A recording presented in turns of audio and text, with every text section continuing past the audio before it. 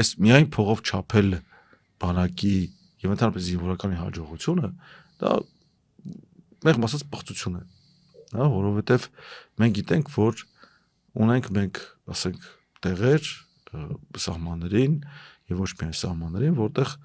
զինվորական ծառայության վիճակը մեղմ ասած այդքան էլ լավ չէ, հա, դիրքեր ունենք, որտեղ թուրքերի հետ այն աստիճանի փոքր է հեռավորությունը, որ կարելի է հասարակ ձեռքի նռնակներով վերացնել, ասենք, այդ մեր դիրքի անձնակազմին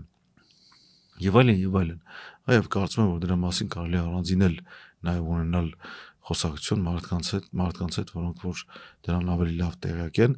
բայց վերադառնանք փողին, հա, եւ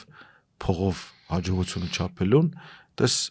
ստացվում է մի բան, որ եթե փողը տվեցին դրեցին գրպանը, ապա այդ զինվորը կարող է գոհ լինի ծառայությունից։